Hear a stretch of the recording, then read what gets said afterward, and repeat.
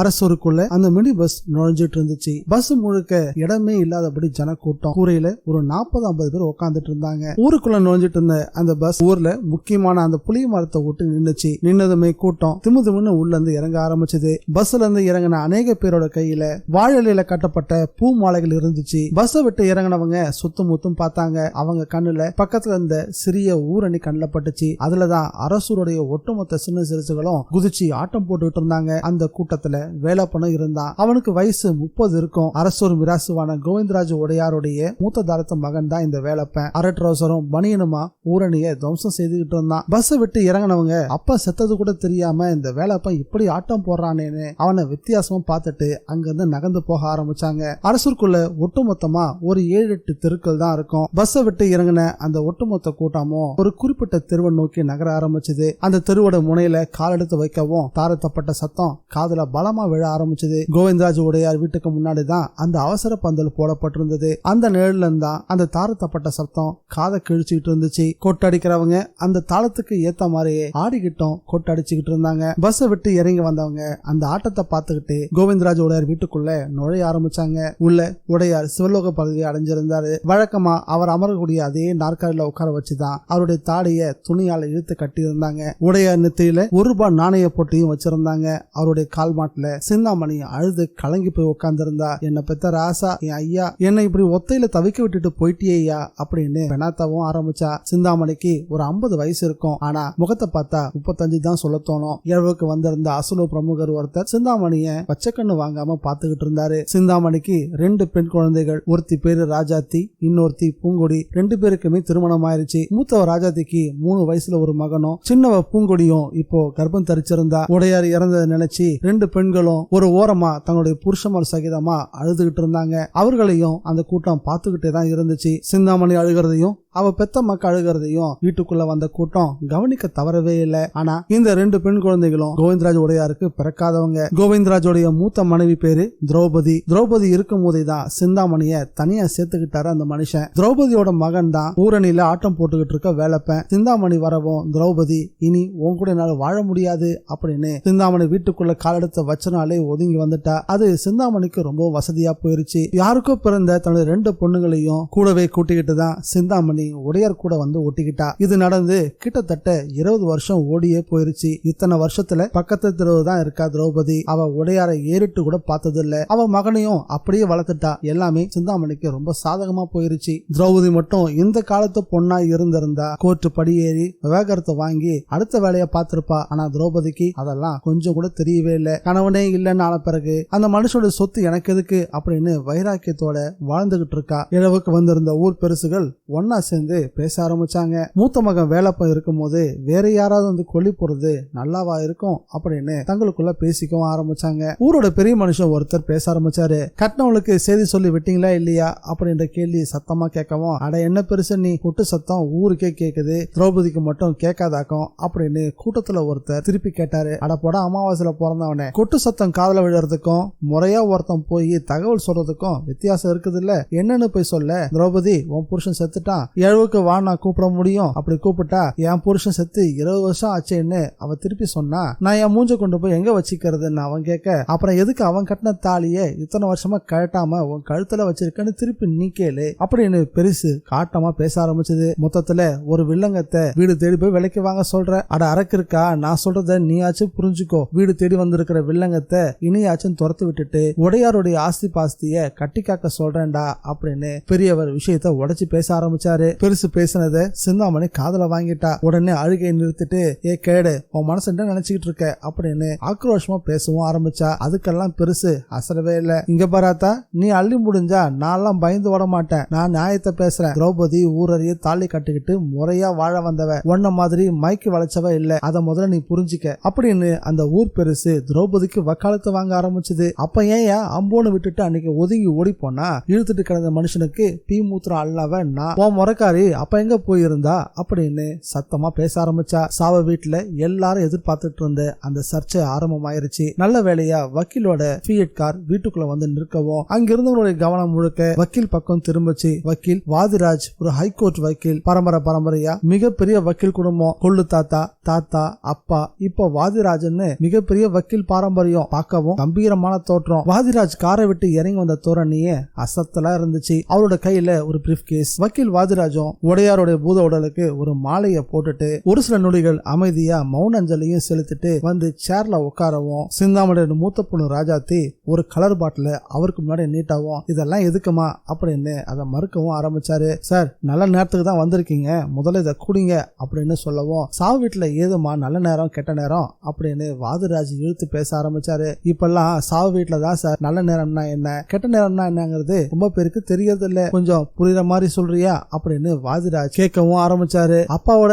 மொத்த சொத்தும் எங்களுக்கு தானே சார் வந்து சேரும் அப்படின்னு கேட்கவும், ராஜாத்தியும் சிந்தாமணியும் எந்த பாயிண்ட்டுக்கு வராங்க அப்படின்றத கிராமத்து மக்கள் யோசிக்க ஆரம்பிச்சாங்க. உடனே தன்னுடைய பிரீஃப் கேஸை திறந்து ஒரு உயில் காகிதத்தை எடுத்து எல்லாரும் பாக்குற மாதிரி தூக்கி காட்டினாரு வாதிராஜ். கூட்டமே அந்த காகிதத்தை தான் உத்து பார்த்துக்கிட்டு இருந்துச்சு. இது கோவிந்தராஜ் உடையாருடைய உயில், அவர் போன மாசம் என்கிட்ட இதை ரெடி பண்ண சொல்லிட்டாரு அப்படின்னு வாதிராஜ் சத்தமா சொல்லவும், என்ன சார் சொல்றீங்க அப்படின்னு இவ்வளவு நேரம் திரௌபதிக்காக வக்காலத்தை வாங்கிட்டு இருந்த பெருசு ஆச்சரியமா கேட்கவும், உடையாருக்கு தான் ரொம்ப நாள் இருக்க மாட்டோம்னு தெரிஞ்சு போச்சு போல, அதான் என் மூலியமா தான் சொத்து பத்த எல்லாத்தையும் உயிலா எழுதி வச்சுட்டாரு. ஐயா, அவ்வளவு சொத்து யாருக்கு, அதை முதல்ல சொல்லுங்க அப்படின்னு ஒரு பெருசு பாயிண்ட் பிடிச்சு கேட்க ஆரம்பிச்சது. சிந்தாமணிக்கும் பக்குன்னு நெஞ்சு அடைச்சிக்கிச்சு. வாதிராஜும் எழுந்திருச்சு நின்று அந்த உயில சத்தமா படிக்க ஆரம்பிச்சாரு. இதனால் அரசூர் வாழ் குடிமக்கள் அவ்வளவு பேருக்கும் நாச்சியப்ப உடையார் புத்திரரான கோவிந்தராஜ் உடையார் சுய நினைவோடவும் ஏக சிந்தனையோடும் எழுதி கொடுக்கும் உயில் பத்திர விவரங்கள். எனது பூர்வீக சொத்தான மலையடிவார பொட்டல் பூமியான 3.5 ஏக்கர் நீங்களாக உள்ள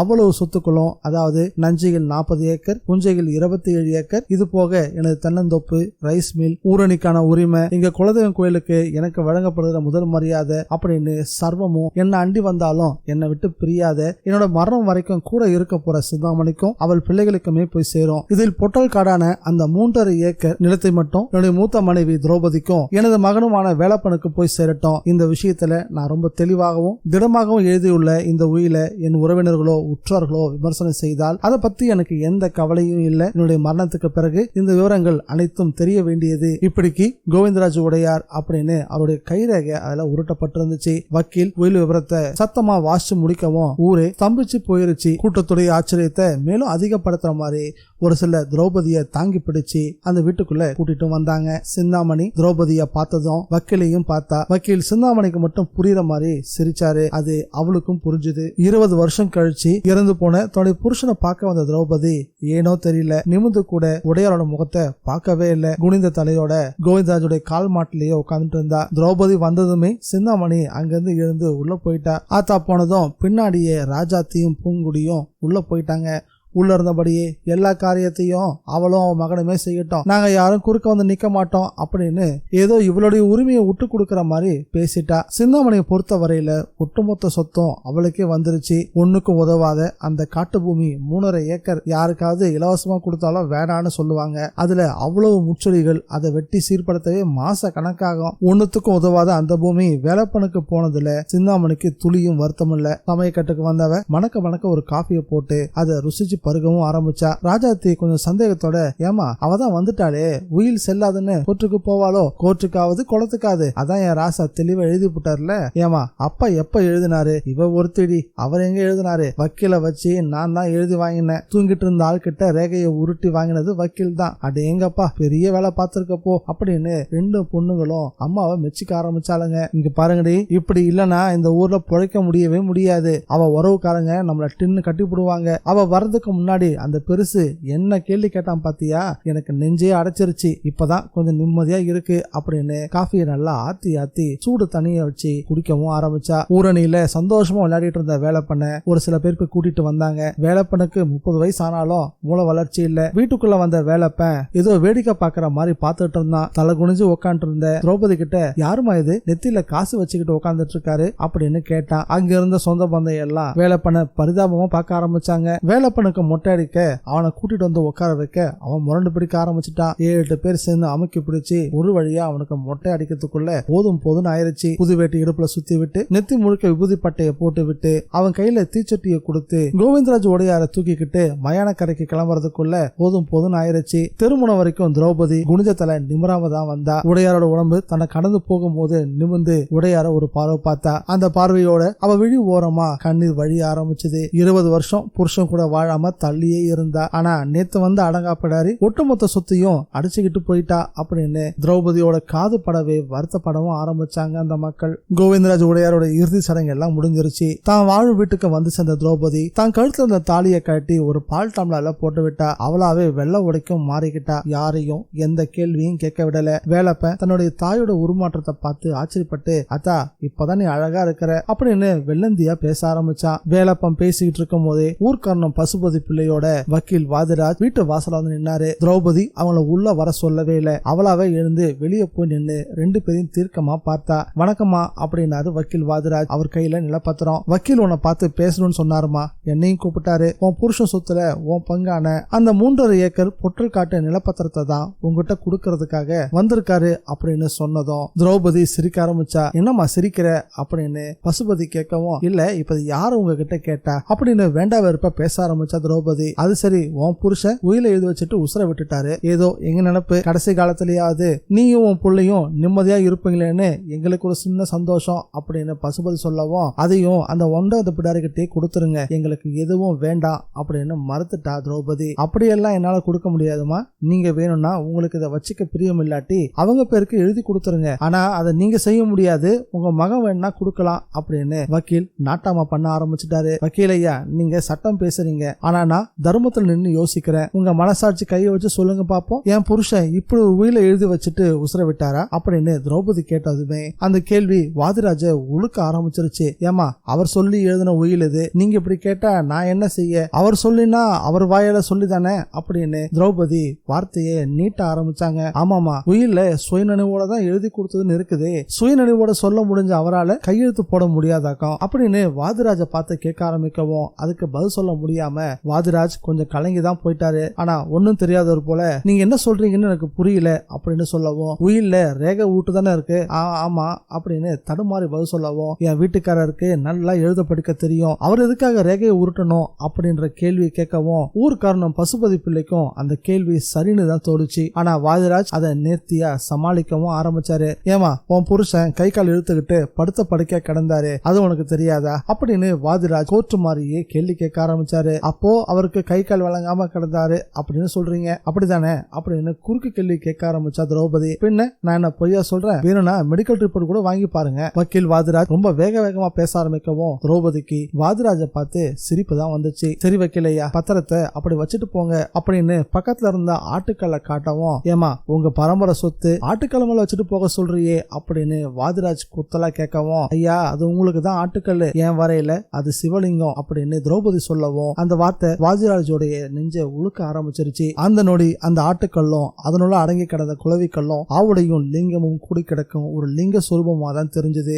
ஊர்க்காரனும் பசுபதி பிள்ளையும் திரௌபதி சொல்றதுல ஏதோ ஒரு உள்ளர்த்தம் இருக்குது அப்படின்றத புரிஞ்சுக்கிட்டாரு. வாதிராஜும் அவர் சொன்னது போலவே ஆட்டுக்கள் மேல அந்த பத்திரத்தை வச்சுட்டு கொஞ்சம் நடுக்கத்தோட தான் அங்கிருந்து புறப்பட்டாரு. இங்க பாருமா திரௌபதி, அதுவும் பூர்வீக சொத்து கட்டாந்தர தான் இருந்தாலும் உன் புருஷன் பாட்ட முப்பாட்டம் காலத்துல இருந்து அது உங்க இடமா தான் இருந்துட்டு வருது. இந்த மாதிரியான இடத்த மஞ்சக்காணின்னு சொல்லுவாங்க. இதை அலட்சியப்படுத்தாம பத்திரத்தை பத்திரமா எடுத்து வச்சுக்கமா அப்படின்னு பசுபதி பிள்ளையும் திரௌபதி கிட்ட சொல்லிட்டு விறுவிறுன்னு அங்க இருந்து கிளம்பி போக ஆரம்பிச்சாரு. திரௌபதியும் அரமனசோட தான் அந்த பத்திரத்தை கையில எடுத்தா. அந்த நொடி வீட்டு கொல்லப்புறத்துல கட்டப்பட்டிருந்த காளமாடு கத்த ஆரம்பிச்சது. அது ஒரு நல்ல சகுனமா தான் திரௌபதிக்கு தோணுச்சு. பத்திரத்தை நெருங்கி அதை பத்திரமா கையில எடுத்து வச்சுக்கிட்டா. அவளோட இந்த செய்கையையும் ஊர்க்காரனும் வக்கீல் கிட்ட பேசினதையும் எதிர் வீட்டுல இருந்து வேலுமணி நாயக்கர் பாத்துக்கிட்டே தான் இருந்தாரு.